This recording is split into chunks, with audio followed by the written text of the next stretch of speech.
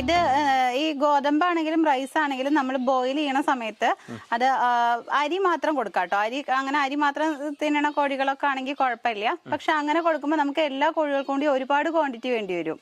അപ്പൊ ഇത് പറഞ്ഞപ്പോ നമുക്ക് വാങ്ങിയിട്ട് തന്നെ വേണമല്ലോ. നമ്മുടെ ഒരു തീറ്റക്രമം കറക്റ്റ് ആയാൽ മാത്രമാണ് നമ്മൾ ഈ ചെയ്യുന്നതിന് എന്തെങ്കിലും പ്രോഫിറ്റ് ഉണ്ടാവുള്ളൂ. അപ്പൊ അതുകൊണ്ടാണ് അത് ഹാഫ് ബോയിൽ ചെയ്തിട്ട് നമ്മള് അവർക്ക് കൊടുക്കണത്. സുഹൃത്തുക്കളെ നമസ്കാരം. ഓർഗാനിക് കേരളത്തിൻ്റെ പുതിയ വീഡിയോയിലേക്ക് എല്ലാവർക്കും സ്വാഗതം. ഇന്ന് നമ്മൾ കുറച്ചുകൂടി രസകരമായൊരു കാഴ്ചയാണ് നിങ്ങൾക്ക് മുൻപിലേക്ക് നൽകുന്നത്. നമ്മൾ ഒരുപാട് സ്ത്രീകളെ വീഡിയോകൾ നമ്മൾ നിങ്ങൾക്ക് മുൻപിലേക്ക് തന്നിട്ടുണ്ട്. പല മേഖലയിലുള്ള പല ഫാമിംഗ് മേഖലയിലും കൃഷി മേഖലയിലൊക്കെ ഉള്ള സ്ത്രീകളോ അവരവരുടേതായ കഴിവുകൾ പ്രകടിപ്പിക്കുന്ന ഒരുപാട് വീഡിയോകൾ നിങ്ങൾക്ക് തന്നിട്ടുണ്ട്. അതിൽ നിന്ന് കുറച്ചുകൂടി വ്യത്യസ്തമാണ് നമ്മുടെ ഇന്നത്തെ വീഡിയോ. അതിൻ്റെ ഒരു പ്രത്യേകത എന്ന് പറയുന്നത്, നമ്മൾ ഈ കൊറോണ കാലഘട്ടത്തിലൊക്കെ ഒരുപാട് ആളുകൾക്ക് ഒരുപാട് പ്രശ്നങ്ങൾ സംഭവിച്ചിട്ടുണ്ട്. ജോലിയിലായാലും മറ്റ് സാമ്പത്തികപരമായും ഒക്കെ ഒരുപാട് മന്ദത അനുഭവപ്പെട്ട ഒരു കാലഘട്ടമാണ് നമ്മുടെ ഈ കൊറോണ. എങ്ങനെയിരിക്കുന്ന ഒരു സമയത്ത് നമ്മളുടെ ഇത് ഗായത്രി രമേശാണ്. ഇവർക്ക് അവരുടെ ജോലി നഷ്ടപ്പെടാനുണ്ടായ ഒരു സാഹചര്യം ഉണ്ടായി. ആ ഒരു അവസരത്തിൽ അവർ വെറുതെ ഒരു തമാശയ്ക്ക് തുടങ്ങിയ നാടൻ കോഴി വളർത്തൽ ഇന്ന് അവർക്ക് നല്ലൊരു വരുമാന മാർഗമാക്കി മാറ്റാൻ കഴിഞ്ഞിട്ടുണ്ട്. ഇത് ഇത്രയും എടുത്തു പറയാൻ കാരണം എന്താ വെച്ചാൽ, നമ്മുടെ ഈ കൊറോണ കാലഘട്ടത്തിൽ ഇതുപോലെ ജോലി പോയവർ അല്ലെങ്കിൽ മറ്റൊന്നും ചെയ്യാൻ കഴിയാതെ വീട്ടിൽ സ്വയം ഇരിക്കുന്ന സ്ത്രീകൾക്കൊക്കെ ഒരു പ്രചോദനമാണ് ഗായത്രിയെ പോലെയുള്ള ആളുകൾ. അപ്പോൾ അവരത് ഡെവലപ്പ് ചെയ്ത് കൊണ്ടുവന്നത് എങ്ങനെയാണെന്നും നമുക്കൊരു വീട്ടിലിരിക്കുമ്പോൾ അല്ലെങ്കിൽ നമ്മളൊരു പ്രത്യേക പ്രതിസന്ധിയിൽ അകപ്പെടുന്ന സമയത്ത് നമ്മൾക്ക് എങ്ങനെ സധൈര്യം മുന്നോട്ട് വന്ന് ഒരു 10 രൂപ സമ്പാദിച്ച് നമ്മുടെ കുടുംബത്തിന് ഏറ്റവും നല്ല രീതിയിലേക്ക് മുന്നോട്ട് കൊണ്ടുപോകാം എന്നുള്ളതിൻ്റെ ഏറ്റവും ഒരു ഉദാഹരണമാണ്, നല്ലൊരു ഉദാഹരണമാണ് ഗായത്രി. അപ്പോൾ നമുക്ക് അവരുടെ ഈ ഒരു ചെറിയ ഫാമാണ്, വലിയ ഫാമൊന്നുമല്ല എങ്കിൽ പോലും വളരെ വ്യത്യസ്തങ്ങളായ കുറച്ച് നാടൻ കോഴികളുടെ നല്ലൊരു കളക്ഷൻ ഉണ്ട്. അതുമാത്രമല്ല അത് അവരെ കൊണ്ട് കഴിയാവുന്ന രീതിയിൽ സെയിൽ ചെയ്യുന്നുമുണ്ട്. അപ്പോൾ നമുക്ക് അതിൻ്റെ രസകരമായ കുറച്ച് കാഴ്ചകളിലേക്ക് പോവാം, അവരുടെ വിശേഷങ്ങൾ കേൾക്കാം. അപ്പോൾ നമുക്ക് ഇതുവരെ തന്ന എല്ലാ സപ്പോർട്ടോടും കൂടെ ഉണ്ടാവുക. നമുക്ക് നമ്മുടെ വീഡിയോയിലേക്ക് പോവാം. ഞങ്ങളിവിടെ ആദ്യം നമ്മളിപ്പോൾ ജോലിക്ക് പോയിക്കൊണ്ടിരിക്കുകയായിരുന്നു. അപ്പോൾ ഇപ്പൊ ഈ ഒരു കൊറോണ സ്റ്റാർട്ട് ചെയ്ത സമയം മുതൽ തന്നെ പൊതുവെ ഓഫീസിലൊക്കെ വർക്ക് കുറവായിരുന്നു. കൂടാണ്ട് മോൾക്കാണെങ്കിൽ ഓൺലൈൻ ക്ലാസ്സും കാര്യങ്ങളും ആയപ്പോൾ നമുക്ക് പുറത്തൊന്നും പോകാൻ പറ്റാത്തൊരവസ്ഥയായി. അപ്പൊ അത് കാരണം കൊണ്ട് തന്നെ വീട്ടിലിരിക്കുവായിരുന്നു. ആദ്യത്തെ ഒരു 1-2 മാസമൊക്കെ നമ്മൾ വെറുതെ ഇരുന്നു. അപ്പൊ അങ്ങനെ വെറുതെ ഇരിക്കുമ്പോൾ ഒരുപാട് ടൈം ബാക്കി കിട്ടുന്നോണ്ട് തന്നെ ചെറുതായിട്ട് എന്തെങ്കിലും ചെയ്യാന്ന് പറഞ്ഞിട്ട് ആദ്യം ഒരു 3-4 കോഴിയെ വെച്ച് തുടങ്ങിയതായിരുന്നു. ഇപ്പൊ നമ്മളെ ഇത് ഡെവലപ്പ് ചെയ്ത് ഇപ്പൊ നമുക്കൊരു പ്രതീക്ഷയുണ്ടോ? അതായത് നമുക്കൊരു നല്ലൊരു വരുമാനത്തിലേക്ക് മാറ്റിയെടുക്കാൻ പറ്റുന്ന ഒരു കാര്യമാണ് ഈ കോഴി വളർത്തലെന്ന്. തീർച്ചയായും നമുക്ക് ഇപ്പോൾ ഞങ്ങൾക്ക് ആദ്യമൊക്കെ ഇത് അങ്ങോട്ട് കുറേ നമ്മൾ മെയിൻ്റനൻസിന് വേണ്ടിയിട്ട് നമുക്ക് ആദ്യം ഒരു കൂട് ഉണ്ടാക്കലും കാര്യങ്ങളൊക്കെ ആയിട്ട് കുറച്ച് നമ്മൾ ആദ്യം ഇൻവെസ്റ്റ് ചെയ്യേണ്ടി വരും. പക്ഷെ നമ്മൾ എന്തായാലും നല്ല രീതിയിൽ പോവുകയാണ്, കൂടുതൽ കുഞ്ഞുങ്ങളൊന്നും നമുക്ക് മോശം വരാതെ ഇരിക്കുകയൊക്കെ ആണെങ്കിൽ നമുക്ക് തീർച്ചയായും നമ്മൾ മുടക്കിയ മുതലും പിന്നീട് നമ്മുടെ റൊട്ടേഷനും എന്തായാലും നടന്നു പോകും, കിട്ടും അല്ലേ? ചേട്ടൻ്റെ ഒരു കാര്യമായ സപ്പോർട്ട് നമ്മുടെ ഈ കാര്യങ്ങൾക്ക് ഉണ്ടോ? എന്തൊക്കെയാണ് നമ്മള് സപ്പോർട്ട് എന്നെ കൊണ്ട് കഴിയുന്നതുമായ സപ്പോർട്ടുകൾ. ചേട്ടന്റെ വർക്ക് എന്താണ്? എന്റെ വർക്ക് കൺസ്ട്രക്ഷന്റെ ഫീൽഡാണ് അല്ലേ? അപ്പോൾ നമുക്ക് ഇതിനെ നോക്കാനും മറ്റു കാര്യങ്ങൾക്കൊക്കെ സമയം കിട്ടാറുണ്ടോ? എന്താ കുറച്ച് നേരത്തെ നീക്കും. അപ്പൊ അതിന്റെ കാര്യങ്ങൾ കുറച്ചൊക്കെ നമ്മളെ കൊണ്ട് കഴിയുന്നതുമാതിരി രാവിലെ ചെയ്ത് കൊടുത്തിട്ട് പോകും. പിന്നെ വൈകുന്നേരം വന്നു കഴിഞ്ഞാൽ അതിൻ്റെതായ കാര്യങ്ങളുണ്ടെങ്കിൽ ചെയ്യും. അതല്ലേ? എന്താ സെയിൽ ചെയ്യാൻ ഇപ്പൊ നമ്മളെ എന്താണ് പ്രധാനമായിട്ട് എങ്ങനെയാണ് നമ്മുടെ കാര്യങ്ങൾ സെയിൽ ചെയ്യാൻ പറഞ്ഞാൽ നമ്മൾക്കിപ്പോ ഇവിടെ ഇൻക്യുബേറ്ററിൽ വിരിയിപ്പിച്ച കുട്ടികളുണ്ട്.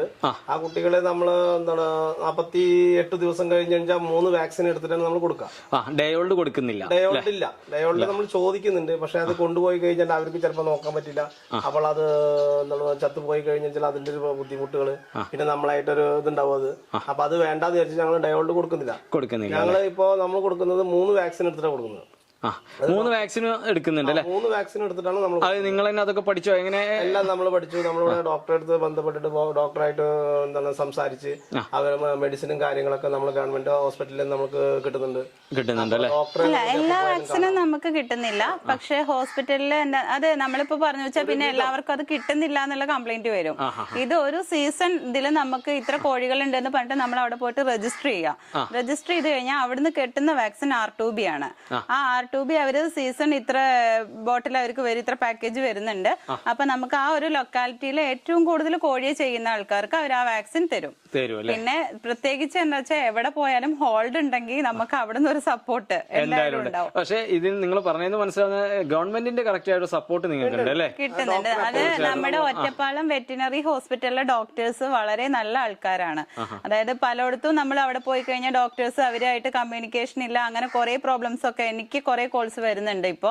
അപ്പൊ ഡൗട്ട്സ് ക്ലിയർ ചെയ്യാം, അപ്പൊ നിങ്ങൾ നിങ്ങളുടെ അടുത്തുള്ള വെറ്റിനറി ഡോക്ടറോട് ചോദിക്കൂ എന്ന് പറയുമ്പോൾ അവിടുന്ന് കറക്റ്റ് ആയിട്ട് ഞങ്ങൾക്ക് ഒരു റിപ്ലൈ കിട്ടുന്നില്ലെന്നാണ് പലരും പറയുന്നത്. പക്ഷെ ഞങ്ങളെ സംബന്ധിച്ച് ഞങ്ങൾക്ക് ഒറ്റപ്പാലം വെറ്റിനറി ഹോസ്പിറ്റലിലെ ഡോക്ടേഴ്സ് വളരെ നല്ല ആൾക്കാരാണ്. നല്ല സപ്പോർട്ടാണ്. പിന്നെ പ്രത്യേകിച്ച് നമ്മളിപ്പോ ഇങ്ങനത്തെ കാര്യങ്ങളൊക്കെ ചെയ്യാന്ന് പറയുമ്പോൾ അവർക്ക് ഭയങ്കര സന്തോഷമാണ്. ഓക്കെ, നമുക്കൊരു കാര്യം ചെയ്യാം, നമ്മുടെ കോഴികളൊന്ന് വിശദമായിട്ട് കാണാം, ഏതൊക്കെയാണ് കാര്യങ്ങളെന്ന് നോക്കിയാലോ എന്നാ. ഓക്കെ, ഇപ്പൊ ഈ കാണുന്നതാണ് കേട്ടോ ഞങ്ങളുടെ ചെറിയ ഫാമാണ്. പിന്നെ കുറച്ച് സ്ഥലത്ത് മാത്രമുള്ള ഒരു കൂടുകളൊക്കെ നമ്മൾ സെറ്റ് ചെയ്ത് വെച്ചിരിക്കുകയാണ്. വളരെ കുറഞ്ഞ സ്ഥലത്തുള്ളൂ, വളരെ കുറഞ്ഞ സ്ഥലത്താണ്. നമുക്ക് ബാക്കിൽ വളരെ കുറച്ച് സ്ഥലമേ ഉള്ളൂ. അപ്പൊ അതിനനുസരിച്ചിട്ട് തന്നെ ഒരൊറ്റ ഇതില് നമ്മൾ എല്ലാ കൂടും കൂടെ സെറ്റ് ചെയ്ത് നിർത്തിയിരിക്കുകയാണ്. പക്ഷെ ഈ ഒരു ഇതിന്ന് തന്നെ അത്യാവശ്യം ഇൻകം ഞാനിപ്പോ ഒരു മാസം നമുക്കൊരു 7,000-8,000 രൂപ വരെ ഇൻകം ഞാൻ ഇതിന്ന് ഉണ്ടാക്കുന്നുണ്ട്. അതായത് നമ്മൾ ഏതെങ്കിലും ഒരു സ്ത്രീക്ക് വരാൻ താല്പര്യമാണെങ്കിൽ സ്ഥലപരിമിതി ഒരു പ്രശ്നമല്ല. ഇതിന് സ്ഥലപരിമിതി ഒരു പ്രശ്നമല്ല. പിന്നെ വേറൊരു കാര്യം, നാടൻ കോഴികളായതുകൊണ്ട് നമുക്ക് കൂട്ടിൽ തന്നെ ഇട്ട് വളർത്താൻ പറ്റില്ല. ഒരു ദിവസത്തിൽ ഒരു മണിക്കൂറെങ്കിലും വൈകിട്ട് ഒരു 4 to 5, 5:30 ഓൾറെഡി അവര് തന്നെ കൂട്ടിലേക്ക് തിരിച്ചു കയറിക്കോളും. അപ്പൊ ഒരു 4:30 നമ്മൾ നമ്മുടെ ആ ഒരു സ്ഥലത്ത് തന്നെ വിട്ടാക്കി തീറ്റിട്ട് കൊടുത്ത് അവരവിടെ നിന്നോളും. അവരൊന്ന് നടന്ന് ഓക്കെ, കുറച്ച് അവർ ആരോഗ്യം ഇത്തിരി കൂടി ഒരു പ്രതിരോധ ശേഷി വരും, അത്യാവശ്യം വരും അല്ലെ. നമ്മളടുത്ത് ഏതൊക്കെ കോഴി ഇനങ്ങളാണുള്ളത്? നാടനിലെ തന്നെ ഏതൊക്കെ ഇനങ്ങളാണുള്ളത്? ഞങ്ങക്ക് നാടനിൽ തന്നെ പുള്ളിക്കോഴി ഉണ്ട്, പിന്നെ തൊപ്പിക്കോഴി ഉണ്ട്, പിന്നെ നമ്മുടെ ഈ മുള്ളൻകോഴി എന്ന് പറയുന്ന മുള്ളൻകോഴിയൊക്കെ ഇപ്പൊ ഞാൻ പുതിയ ബ്രീഡ് ഇട്ട് തുടങ്ങിയതാണ്. ഞാൻ കൂടുതലായിട്ട് ചെയ്തിട്ടുള്ളത് നാടൻ കോഴി, പക്ക പാലക്കാടൻ നാടൻ എന്ന് പറയുന്നതാണ്. പിന്നെ നമ്മുടെ അടുത്ത് ഇപ്പൊ ഒരു തമിഴ്നാടൻ ഒരു കോഴി നമ്മള് ഇവിടെ ഉള്ള ഒരു നമ്മുടെ നാടൻ കോഴിയും കൂടി ക്രോസ് ആയിട്ടുള്ള ഒരു വലിയൊരു പൂവനുണ്ട്. അപ്പൊ ആ പൂവന്റെ കുഞ്ഞുങ്ങളും വെറൈറ്റിയാണ്, കാരണം അതിന് ഭയങ്കര കാലേകരുള്ള നാടൻ കോഴി കുഞ്ഞുങ്ങളായിട്ടാണ് നമുക്ക് തിരിച്ചു കിട്ടുന്നത്. പിന്നെ ഉള്ളത് നമ്മുടെ അടുത്ത് കരിങ്കോഴിയാണ്. കുറച്ച് കരിങ്കോഴി നമ്മൾ ഇപ്പൊ കുഞ്ഞുങ്ങളെ സെയിൽ ചെയ്യാണ്, കൂടുതൽ സ്റ്റോക്ക് ഇടാറില്ല.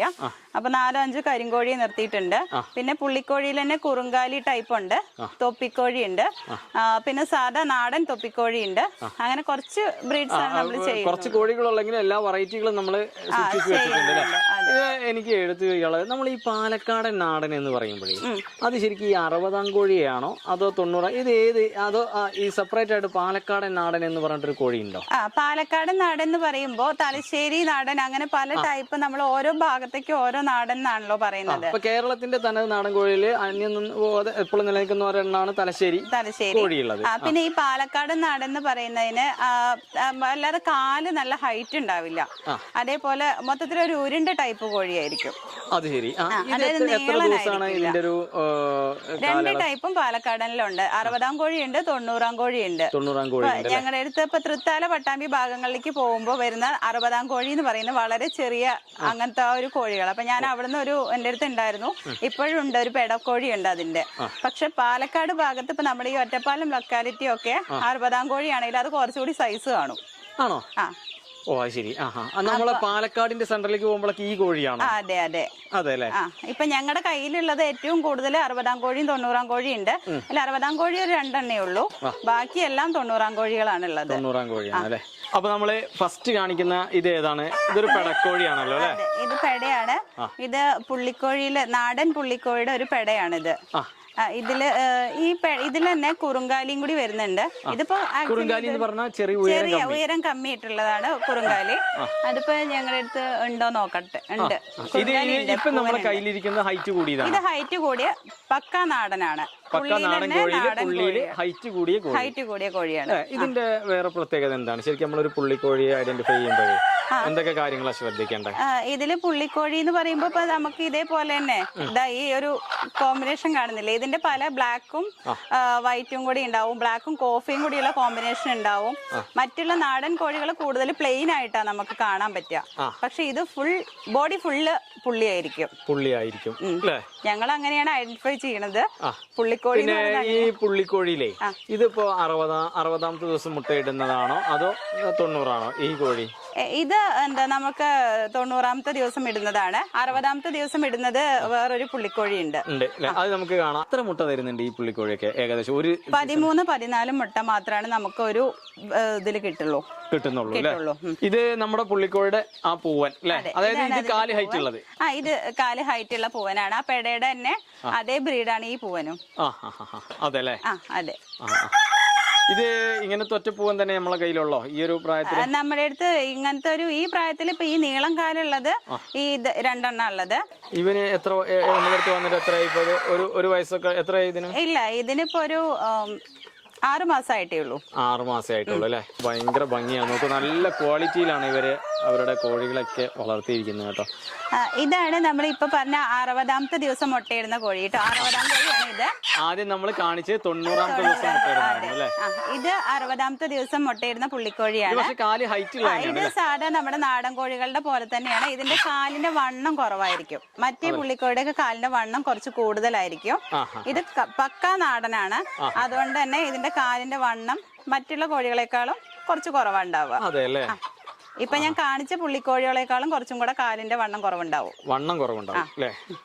ഹൈറ്റിലല്ല, വണ്ണം കുറവുണ്ടാവും. പിന്നെ സാധാ നമ്മുടെ നാടൻ കോഴികളുടെ 60ാമത്തെ ദിവസം മുട്ടയിടും ചെയ്യും അല്ലേ? അതെ. ഇതാണ് ഞാൻ പറഞ്ഞ ആ കുറുങ്കാലി. പുള്ളിയിൽ തന്നെ ഒരു കുറുങ്കാലി എന്ന് പറഞ്ഞില്ലേ? ചെറിയ കാലിന് ഹൈറ്റ് കമ്മിയായിരിക്കും. ഈ പൂവൻ ഹൈറ്റ് കുറവാണ്. മറ്റുള്ള പൂവന്മാരെ അപേക്ഷിച്ച് ഇതിന് നല്ല ഹൈറ്റ് വ്യത്യാസം ഉണ്ടാവും. പക്ഷെ ബാക്കിയെല്ലാം ഈക്വൽ ആ ഒരു പൂവന്റെ അതേപോലെ തന്നെയാണ് നമുക്ക് കാണാം. ഇതിന് അങ്കവാല് വരുന്നേ ഉള്ളൂ. ഇതേ പ്രായം തന്നെയാണ് ഇപ്പൊ ഞാൻ നേരത്തെ കാണിച്ചത്. പക്ഷെ അത് കുറച്ചും കൂടെ പെട്ടെന്ന് തന്നെ നമുക്ക് അതിന്റെ ബോഡിയൊക്കെ പെട്ടെന്ന് വെയിറ്റ് വരും. അതേപോലെ അങ്കവാലൊക്കെ പെട്ടെന്ന് വരും. കുറുങ്കാലിയിൽ ഈ അങ്കവാല് വരാൻ കുറച്ചും കൂടി ടൈം എടുക്കുന്നുണ്ട്. അതിപ്പോ ഞങ്ങള് ഇവിടെ നിന്ന് ഈ കോഴികളെ വെച്ച് പഠിച്ചതാ. ഇപ്പൊ ഇങ്ങനെയാണ് ഒരേ ഇതിലുള്ളവർ തന്നെ പലരും പല രീതിയിലാണ് എന്നുള്ളത് നമ്മൾ ഇവിടെ വെച്ചാ പഠിക്കുന്നത്. ഇത് പുള്ളിക്കോഴിയിൽ തന്നെയുള്ള ഒരു തൊപ്പിക്കോഴി എന്ന് പറഞ്ഞിട്ടുള്ള ഒരു ഐറ്റം ആണ് കേട്ടോ. കണ്ടോ? ഇതിന്റെ നാടന്റെ തൊപ്പി. കറക്റ്റ് അതിനെ കാണാൻ പറ്റും. ഇതിന്റെ ഒരു പൂവനും കൂടി ഉണ്ടായിരുന്നു. പക്ഷെ നമ്മളിവിടെ ഇതേപോലെ അഴിച്ചു വിട്ടിട്ടാ കോഴികളെ വളർത്തുന്നത്. അപ്പൊ അതിലൊരു ദിവസം മിസ്സായി പോയി അത്. ഇനിയിപ്പോ ഇതിന്റെ ഇതേപോലെ ഒരു പൂവനെ നമുക്കൊരു ബ്രീഡ് ഞങ്ങൾ കളക്ട് ചെയ്യുന്നുണ്ട്. ഇതിന്റെ കുഞ്ഞുങ്ങളൊക്കെ നമുക്ക് ഇവിടെ ഉണ്ടോ? ഇതിന്റെ കുഞ്ഞുങ്ങള് ഇപ്പൊ ഈ കാണിച്ചെന്ന എല്ലാ പുള്ളിക്കോഴികളും മുട്ടയിടാറാവുന്നേ ഉള്ളൂ. ഇതൊക്കെ 6 മാസം പ്രായമായിട്ടേ ഉള്ളൂ. നാടൻ കോഴിയൊക്കെ ഒരു 7 മാസമൊക്കെ ആയി തുടങ്ങിയാലാണ് നമുക്ക് മുട്ടയിടാൻ തുടങ്ങുന്നത്. ഇത് ഇപ്പൊ പുള്ളിക്കോഴിയിൽ തന്നെ ഇത് കറക്റ്റ് പുള്ളി നാടനാണ്. ഇത് അതേപോലെ നല്ല കാല് ഹൈറ്റ് ഒക്കെ ഉള്ള ഒരു നാടനാണ് കേട്ടോ. നേക്കഡ് നെക്കാണ്. ഇതിന്റെ ഫീമെയിൽ നമ്മളെ കയ്യിലില്ല. ഇതിന്റെ ഫീമെയിൽ ഇല്ല. ഇതിന്റെ ഫീമെയിൽ ഇത് നമ്മളിപ്പോ കുറച്ച് കുഞ്ഞുങ്ങളെ ഞാൻ പറഞ്ഞില്ലേ, ഇവിടെ പുള്ളിക്കോഴി നമ്മുടെ പാലക്കാട് കിട്ടാൻ നല്ല ബുദ്ധിമുട്ടാണ്. അപ്പൊ ഞാൻ ഇത് കൊല്ലത്തുനിന്ന് വരുത്തിച്ചതാ. അപ്പൊ ആ ചേട്ടൻ ഇതേപോലെ 10 കുഞ്ഞുങ്ങളെ വാങ്ങിച്ചപ്പോ ഒരു കുഞ്ഞിനെ എനിക്ക് അവര് ഇതിന്റെ കൂടെ ഒരു നെയ്ക്കറിനൊക്കെ ഇട്ട് തന്നതാണ്. അപ്പൊ ഇപ്പൊ ഞാൻ നെയ്ക്കറിനൊക്കെ ഒരു പെടക്കോഴി ഞാൻ പറഞ്ഞു വെച്ചിട്ടുണ്ട്. ഇവിടെ തോട്ടക്കാർ ഒരു കുട്ടി ചെയ്യുന്നുണ്ട് ഇത്. അപ്പൊ ഞാൻ അവരുടെ അടുത്ത് അത് പറഞ്ഞിട്ടുണ്ട്. ഇതാണ് ഞാൻ പറഞ്ഞ തൃത്താല, പട്ടാമ്പി ഭാഗങ്ങളിലൊക്കെ ഏറ്റവും കൂടുതൽ കാണുന്ന നാടൻ കോഴിയാണ്. ഇതാണ് നമ്മുടെ പാലക്കാടിന്റെ ഒരു കോഴി. ഒരു കോഴി, പാലക്കാടൻ നാടൻ കോഴി. അതെ അതെ. കണ്ടോ? ഇങ്ങനെ എന്താ പറഞ്ഞ ഇപ്പൊ നമ്മൾ ഈ പട്ടാമ്പി തൃത്താല ഭാഗങ്ങളിലൊക്കെ കാണപ്പെടുന്ന ഇത് 60ാം കോഴിയാണ്. പിന്നെ ഇതിന്റെ സൈസ് നമ്മുടെ സാധാരണ 90ാം കോഴി അതേപോലെ പാലക്കാടൻ ഞാൻ പറഞ്ഞില്ല, ആ കോഴിയുടെ അത്രയും സൈസ് വരാറില്ല. ഇതിപ്പോ 1 വയസ്സൊക്കെ ആയ കോഴിയാ. പക്ഷെ നമ്മുടെ അടുത്തുള്ള 7 മാസം പ്രായമായ പെടക്കോഴിയുടെ അത്ര പോലും സൈസ് ഇത് കിട്ടില്ല. ഇത് 60ാം കോഴിയാണ് അല്ലേ? ഇത് 60ാം കോഴിയാണ്. ഇതിന്റെ കണ്ടോ ഇങ്ങനെ കൂടുതൽ ബ്ലാക്കും ഗോൾഡും കൂടി കൂടിയൊരു മിക്സ് ആണ് കൂടുതൽ ആ ഭാഗങ്ങളിലേക്ക് ഞാൻ കോഴികളെ കാണാറ്. ഇതിന്റെ ഒരു പൂവൻ ഉണ്ടായിരുന്നു സെയിം ഇതേപോലെ. കഴുത്തിന്റെ അവിടെ മാത്രം ബ്ലാക്ക്, പിന്നെ ഒരു ഗോൾഡൻ കളർ, വാലിന്റെ അവിടെ ബ്ലാക്ക് ആയിട്ട്. അത് നഷ്ടപ്പെട്ടതല്ല. അത് ഇവിടെ വന്നിട്ട് ഒരാൾ ഇതേപോലെ കോഴിക്കുഞ്ഞുങ്ങളെ കൊണ്ടുപോകാൻ വന്നപ്പോ ആ പൂവനെ ഭയങ്കര ഇഷ്ടമായി. അവരത് തരുമോ എന്ന് ചോദിച്ചു. കുറെ പ്രാവശ്യം ചോദിച്ചു. കൊടുക്കാതിരിക്കാൻ പറ്റാത്തോണ്ട് ഞാൻ അതിനെ കൊടുക്കുകയും ചെയ്തു. ഇതിന്റെ ഈ ചിറകൊക്കെ ഉണ്ടല്ലോ ഇങ്ങനെ കറക്റ്റ് ഒരേ ലെയറിലായിരിക്കും നിൽക്കുന്നുണ്ടാവുക. മറ്റുള്ള കോഴികളെ പോലെയല്ല. അതേപോലെ ഇതിപ്പോ വാല് ചുറ്റി വെച്ചിരിക്കുക. ഇതിന്റെ വാല് ഇങ്ങനെ പീലി ഇടർത്തിയ പോലെ ഇങ്ങനെ കറക്റ്റ് ഇങ്ങനെ നല്ല ഷേപ്പിൽ നിൽക്കാറുണ്ട്. അപ്പൊ നമ്മൾ കയ്യിൽ പിടിച്ചുകൊണ്ടാണ് അങ്ങനെ. അല്ലെങ്കിൽ മറ്റേ കോഴികളുടെ പോലെയല്ല, വാലിങ്ങനെ കറക്റ്റ് ഷേപ്പിൽ നമുക്ക് കാണാൻ പറ്റും. ഇതാണ് കേട്ടോ ഇത് നമ്മളെ പാലക്കാടിന്റെ ഇങ്ങേ സൈഡിലേക്ക് കാണുന്നത്. അതെ അതെ, ഒറ്റപ്പാലം പാലക്കാട് അവിടുന്ന് ഇങ്ങോട്ടേക്ക് ഇങ്ങനെ പത്തിരിപ്പാല ആ ഭാഗങ്ങളിലേക്കൊക്കെ പോകുമ്പോ കൂടുതലും നമ്മൾ കാണുന്നത് ഇങ്ങനത്തെ വെറൈറ്റീസ് ആയിരിക്കും. ഇത് 90 കോഴിയാണ്. ഇത് 90 കോഴിയാണ്. ഇനിയുള്ളതൊക്കെ നമ്മുടെ അടുത്ത് കൂടുതലും 90 കോഴികളാണുള്ളത്. ഏറ്റവും കൂടുതൽ മുട്ട തരുന്നതും നമുക്ക് 90 കോഴിയാണ്. എത്ര മുട്ട തരും 90 കോഴിയാകുമ്പോ? ഇതൊക്കെ ഇപ്പൊ നമുക്ക് ഒരു വർഷത്തില് ഒരു 180 മുട്ടയാണ് ശരിക്കും ഒരു ആവറേജ് ഒരു നാടൻ കോഴിയുടെ അടുത്ത് കിട്ടുക. പിന്നെ നമ്മൾ അതിന് കൊടുക്കുന്ന ഫുഡും കാര്യങ്ങളും അതിന്റെ മെഡിസിൻസും കറക്റ്റ് ആണെങ്കിൽ നമുക്കൊരു 210 വരെ ഒരു വർഷം കിട്ടും. അതിന് കൂടുതൽ നാടൻ കോഴികളുടെ അടുത്ത് മുട്ട കിട്ടാറില്ല. നമ്മൾ നേരത്തെ പറഞ്ഞ പോലെ പാലക്കാട് നമ്മുടെ ഇവിടെ ഒറ്റപ്പാലം ഭാഗത്തൊക്കെ ഏറ്റവും കൂടുതൽ കാണപ്പെടുന്നത് ഈ ടൈപ്പ് ഈ കളർ കോഴികളായിരിക്കും കേട്ടോ. ഈ കളർ അതിന്റെ വേറൊരു കളറ്. ഇതിന്റെ പ്ലെയിൻ ബ്ലാക്ക് ഉണ്ടാവും. അതേപോലെ ഏറ്റവും കൂടുതൽ ഈ കളറാ ഞാനൊക്കെ ഒരുവിധം വീടുകളിലൊക്കെ കണ്ടിട്ടുള്ളത്. 90 കോഴിയാണ്. ഇതാണ് അതിന്റെ. അതെ അതെ, ഇത് നമ്മുടെ കയ്യിലുള്ള ഒരു കരിങ്കോഴി, ഒരു പൂവനാണ് കേട്ടോ. ഇത് കണ്ടോ, നമ്മളിത് കരിങ്കോഴി എന്ന് പറഞ്ഞിട്ട് വാങ്ങിച്ചതാണ്. കരിങ്കോഴിയുടെ മുട്ട വാങ്ങിച്ചിട്ട് ഞാൻ ഇവിടുന്ന് വിരിയിപ്പിച്ചെടുത്ത പൂവനായത്. അപ്പൊ ഇതിന്റെ കണ്ടോ ഈ ലൈൻ, ഇത് ഗോൾഡ് ലൈനേജും ഉണ്ട് സിൽവർ ലൈനേജും ഉണ്ട്. ഇതിന്റെ സിൽവർ ഞാൻ ഓൾറെഡി കൊടുത്തു കഴിഞ്ഞു. ഇപ്പൊ എന്റെ കയ്യിൽ ഇതിന്റെ ഗോൾഡ് മാത്രമേ ഉള്ളൂ. ഇതിന്റെ കുട്ടികളെ തന്നെ വീണ്ടും വിരിയിക്കുന്നുണ്ടോ? ഉണ്ട്. ഇതിന്റെ കുഞ്ഞുങ്ങളും മുട്ട വിരിയിച്ച് ഇപ്പൊ നമ്മുടെ ചെറിയ കുഞ്ഞുങ്ങളിൽ 1-2 കുഞ്ഞുങ്ങൾ അതിന്റെ ഉണ്ട്. ഇതിന്റെ ഈ സ്കിന്നിന്റെ അടിഭാഗം പക്ക ബ്ലാക്ക് ആയിരിക്കും. ഇതാണ് ഇപ്പൊ നമ്മൾ നേരത്തെ കാണിച്ചെന്ന പൂവന്റെ ഒരു പെട കേട്ടോ. ഇതിലും ചെറുതായിട്ട് ഇങ്ങനെ ആ ലെയറിൽ അതെ അതെ ചെറിയൊരു കളർ ചേഞ്ച് ഉണ്ടാവും. പക്ഷെ ഇതിന്റെ സ്കിന്ന് ഇതേപോലെ തന്നെ ബ്ലാക്ക് ആയിരിക്കും.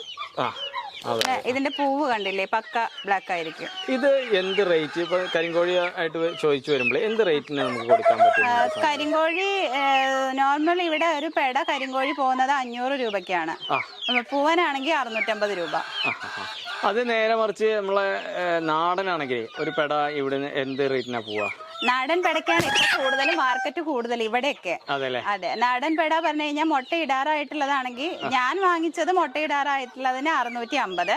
മുട്ട ഇട്ട് തുടങ്ങിയത് 800 രൂപ വെച്ചിട്ടാണ് ഞാൻ വാങ്ങിച്ചത്. പക്ഷെ ഞാൻ ഇവിടെ കൊടുത്തോണ്ടിരിക്കുന്നത് മുട്ട ഇട്ട് തുടങ്ങിയതിന് പെടയ്ക്ക് 550 രൂപയും മുട്ട ഇടാറായതാണെങ്കിൽ 400 രൂപയും. ഇത് ഇതേപോലെ നമ്മുടെ ഇവിടെ ഒരു നാടൻ പൂവനാണ് കേട്ടോ. ഇത് ഞാൻ തോട്ടക്കരയിൽ നിന്ന് ഒരു വീട്ടിൽ നിന്ന് കളക്ട് ചെയ്തതാണ്. അവരിത് ബാംഗ്ലൂരിൽ നിന്ന് കൊണ്ടുവന്ന ഒരു ബ്രീഡാണ്, നല്ലതാണ്. പിന്നെ പൊതുവെ നമ്മുടെ നാടൻ പൂവനേക്കാളും വെയിറ്റ് വരും. ഇതിപ്പോ ഇപ്പൊ തന്നെ നമുക്കൊരു അവിടെ കാണുന്ന ഒരു നാടനായിരിക്കും.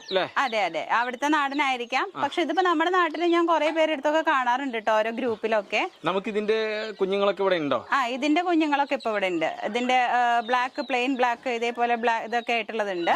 ഇത് നമ്മുടെ കയ്യിൽ ഇപ്പൊ പുതിയതായിട്ട് എനിക്ക് കിട്ടിയിട്ടുള്ള ഒരു മുള്ളൻകോഴിയാണ് കേട്ടോ. അതെ, ഇതിപ്പോ ഞാന് പുതിയ ഒരു ബ്രീഡ് സ്റ്റാർട്ട് ചെയ്യാൻ വേണ്ടിട്ട് ചെയ്തതാണ്. ഇതിന്റെ പെട എനിക്ക് കിട്ടിയിട്ടില്ല. അപ്പൊ ഇതിന്റെ ഒരു പെടയും കൂടെ ആയാൽ ഞങ്ങൾ അതും കൂടെ ഈ നാടൻ കോഴിയുടെ കൂടെ ചെയ്തു തുടങ്ങണം എന്ന് വിചാരിച്ചിട്ടാ. അതെ അല്ലേ. അപ്പൊ ഇനി നമുക്കേ നമ്മളെ കുട്ടികളുടെ സെക്ഷൻ നോക്കാം അല്ലെ? ഓക്കെ, ഇതാണ് നമ്മളുടെ ഇപ്പൊ ഇവിടെയുള്ള മുതിർന്ന കുട്ടികള്. അതെ അല്ലേ? അതെ. ഇത് എത്ര ദിവസം പ്രായമായ കുട്ടികളാണ് ഇതിൽ കിടക്കുന്നത്? ഇതൊക്കെ ഈ വെള്ളയും ഒരു ബ്ലാക്കും കണ്ടോ, കുറച്ച് ഹൈറ്റ് കൂടിയതില് അത് 2.5 മാസം പ്രായമായ കുഞ്ഞുങ്ങളാണ്. മറ്റുള്ളതൊക്കെ ഇപ്പൊ ഈ പറഞ്ഞ പോലെ 2 മാസം ഒക്കെ, 2 മാസം ആയവരുണ്ട്, 2 മാസത്തിനോട് അടുത്ത് നിൽക്കുന്നവരുണ്ട്.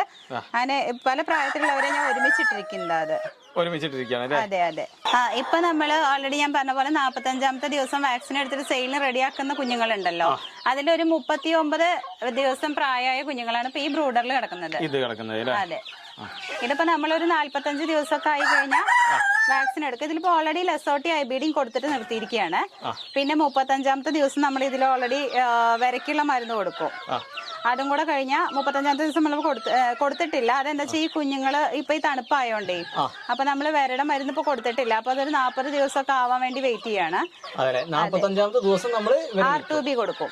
അതിനുശേഷം നമ്മൾ വിൽപ്പന. അതെ അതെ, അതിനുശേഷം നമ്മൾ വിൽക്കും എല്ലാ വാക്സിനും കഴിഞ്ഞിട്ട്. അതെ. ഓക്കെ.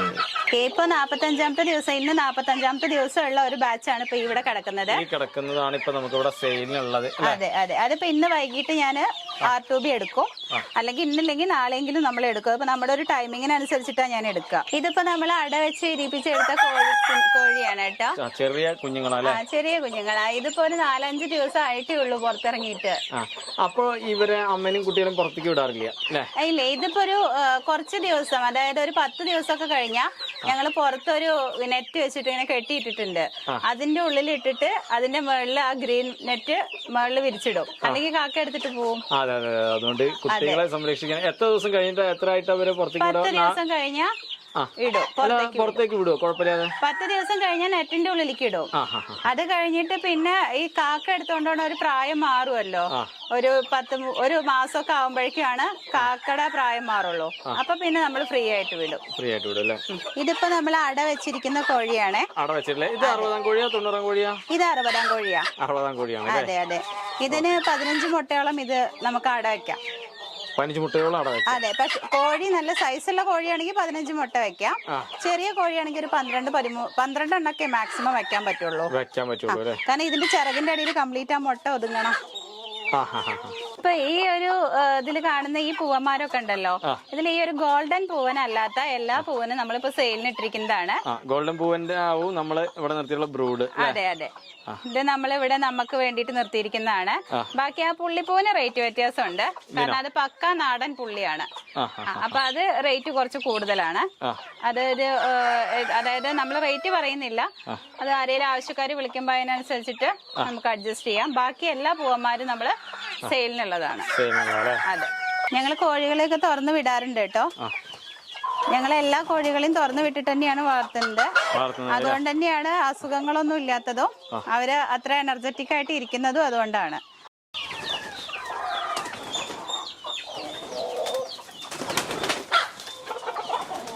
അപ്പോഴേ നമ്മൾ കോഴികളൊക്കെ കണ്ടു. ഇനി നമ്മള് ഇവരുടെ ഫുഡും ഇവരുടെ പ്രതിരോധ ശേഷി എങ്ങനെയൊക്കെയാണ് നിങ്ങൾ നിലനിർത്തുന്നത് എന്നുള്ളതാണ് നമുക്കറിയേണ്ടത്.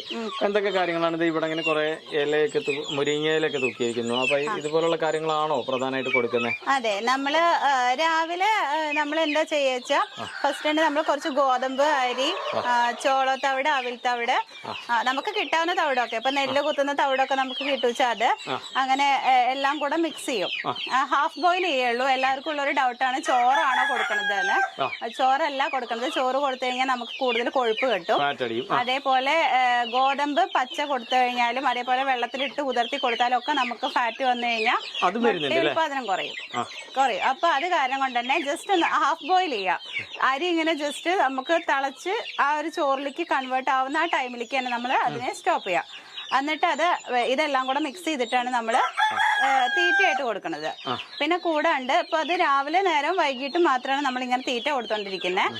അതിന്റെ ഇടയില് നമുക്ക് ഈ പപ്പായുടെ ഇല, മുരിങ്ങ ഇല, തുളസിയുടെ ഇല, അങ്ങനത്തെ കുറെ ഇല ഉണ്ടല്ലോ. അതെ, പുല്ലൊക്കെ കിട്ടുവാണെങ്കിൽ പുല്ല്, അതൊക്കെ നമ്മളിങ്ങനെ കൂട്ടില് കെട്ടി വെച്ചു കൊടുക്കും. അല്ലല്ല, ഞങ്ങളിങ്ങനെ ഇതേപോലെ തൂക്കിയിട്ട് കൊടുക്കും. അതെ, അത് അവര് കൊത്തി തിന്നോളും. അതെ, അപ്പൊ ഇതാണ് നമ്മുടെ തീറ്റ. അതെ അതെ, എന്തൊക്കെയാണ് ഇതിലുള്ളത്? ഇതില് കണ്ടോ, അരി ഗോതമ്പും കൂടെ പകുതി വേവിച്ചതാണിത്. പിന്നെ ഇത് ചോളത്തവിടാണ്, ഇത് അവിൽത്തവിടാണ്. അവിൽത്തവിട് അല്ലേ? ഇത് കാണുമ്പോൾ എല്ലാവർക്കും ഒരു സംശയം ഉണ്ടാവും. ഇത് ശരിക്കും ഇത് 2 നേരം കൊടുത്തു, അതിനുശേഷം ഇവരെ പുറത്ത് വിട്ടു. സത്യത്തിൽ ഇവർക്ക് ഓവർ ഫീഡ് ആവില്ലേ, അതോ ഇവർക്ക് ഫാറ്റും കാര്യങ്ങളൊക്കെ കൂടുതൽ വരില്ലേ എന്നൊരു ചിന്ത. അത് എങ്ങനെയാണ് അത് ഈ ഫാറ്റൊക്കെ റെഡ്യൂസ് ആയി പോകുന്നത്? ഇത് ഈ ഗോതമ്പാണെങ്കിലും റൈസ് ആണെങ്കിലും നമ്മൾ ബോയിൽ ചെയ്യണ സമയത്ത് അത് അരി മാത്രം കൊടുക്കാട്ടോ. അരി മാത്രം തിന്നണ കോഴികളൊക്കെ ആണെങ്കിൽ കുഴപ്പമില്ല. പക്ഷെ അങ്ങനെ കൊടുക്കുമ്പോൾ നമുക്ക് എല്ലാ കോഴികൾക്കും കൂടി ഒരുപാട് ക്വാണ്ടിറ്റി വേണ്ടി വരും. അപ്പൊ ഇത് പറഞ്ഞപ്പോ നമുക്ക് വാങ്ങിയിട്ട് തന്നെ വേണമല്ലോ. നമ്മുടെ ഒരു തീറ്റക്രമം കറക്റ്റ് ആയാൽ മാത്രമാണ് നമ്മൾ ഈ ചെയ്യുന്നതിന് എന്തെങ്കിലും പ്രോഫിറ്റ് ഉണ്ടാവുള്ളൂ. അപ്പൊ അതുകൊണ്ടാണ് അത് ഹാഫ് ബോയിൽ ചെയ്തിട്ട് നമ്മള് അവർക്ക് കൊടുക്കണത്. അതെ അല്ലേ? അതെ. സുഹൃത്തുക്കളെ, നിങ്ങളെ ഗായത്രിയുടെ ഈ ചെറിയ ഫാം കണ്ടല്ലോ. ചെറിയ ഫാം എന്ന് നമുക്ക് ഒറ്റവാക്കിൽ പറയാമെങ്കിലും വലിയൊരു ഫാമാണെന്ന് നിങ്ങൾക്ക് മനസ്സിലായിട്ടുണ്ടാവും. അതായത് നമ്മൾ വലുത് എന്നതുകൊണ്ട് ഉദ്ദേശിക്കുന്നത് നമ്മുടെ ക്വാളിറ്റിയാണ്. നമ്മൾ ചെയ്തു പോരുന്ന ഇപ്പോൾ ഭക്ഷണമൊക്കെ നോക്കൂ നിങ്ങൾ, അത്ര അച്ചടക്കത്തോട് കൂടിയിട്ടാണ് ഞാൻ വേറെ എവിടെയും ചെന്നിട്ട് ഇങ്ങനെ ഫുഡ് കൊടുക്കുന്നൊന്നും കണ്ടിട്ടില്ല. അതുമാത്രമല്ല, ഇവരെ ഈ ഫുഡ് കൊടുത്താലും രാവിലെ മുഴുവൻ തുറന്നു വിട്ട് നമ്മുടെ ഈ മണ്ണിലൂടെയും ചെളിയിലൂടെയൊക്കെ നടന്ന് അവർ ചിക്കിച്ചകഞ്ഞ് അവർക്ക് വേണ്ട എല്ലാ കാര്യങ്ങളും കഴിച്ച് ഏറ്റവും പക്ക ബ്രീഡുകളായിട്ടാണ് ഇവർ ഡെവലപ്പ് ചെയ്ത് വരുന്നത്. അതുകൊണ്ട് തന്നെ ഇവരിങ്ങനെ ഒരു സംരംഭം തുടങ്ങിയത് മുതൽ ഇവർക്ക് അത്യാവശ്യം ആളുകളുണ്ട്. ഈ കോഴിയെ ചോദിച്ചു വരുന്നതും അവർക്ക് വിൽപ്പനയ്ക്കും മറ്റു കാര്യങ്ങൾക്കൊക്കെ ആയിട്ട്. എന്തായാലും ഇവിടെ വരാൻ കഴിഞ്ഞാൽ ഞങ്ങൾക്ക് തന്നെ ഒരുപാട് സന്തോഷമുണ്ട്. ഗായത്രിയെ പരിചയപ്പെടാൻ പറ്റി, അതുമാത്രമല്ല അവരെ ഫാമും കാര്യങ്ങളൊക്കെ നിങ്ങളിലേക്ക് എത്തിക്കാൻ പറ്റി. അപ്പോൾ ഇതുവരെ തന്ന എല്ലാ സപ്പോർട്ടോടും കൂടി നമ്മുടെ കൂടെ ഉണ്ടാവുക, മറ്റുള്ളവരിലേക്ക് എല്ലാവർക്കും എത്തിക്കുക. ഗായത്രിയെ പോലുള്ള സ്ത്രീകൾ തന്നെയാണ് നമ്മുടെ ഈ സമൂഹത്തിനും, അതോടൊപ്പം നമ്മുടെ വീടുകളിലിരുന്ന് ഒരുപാട് വീർപ്പുമുട്ടുന്ന ഒരുപാട് സ്ത്രീകളുണ്ട്. ഒരു 10 രൂപയെങ്കിലും സമ്പാദിക്കണം, അവനവൻ്റെ കഴിവുകൊണ്ട് സമ്പാദിക്കണമെന്ന് ആഗ്രഹിച്ച് നിൽക്കുന്ന സ്ത്രീകൾക്കൊക്കെ ഗായത്രിയെ പോലുള്ളവർ പ്രചോദനമാണ്. നമുക്ക് എല്ലാവരിലേക്കും ഇവരെ പോലെയുള്ള ആളുകളെ എത്തിക്കാം. ഇതുവരെ തന്ന സപ്പോർട്ടോട് കൂടി എല്ലാ സമയവും നമ്മുടെ കൂടെ ഉണ്ടാവുക. ഒട്ടും വൈകാതെ അടുത്തൊരു വീഡിയോ നമുക്ക് വീണ്ടും കാണാം.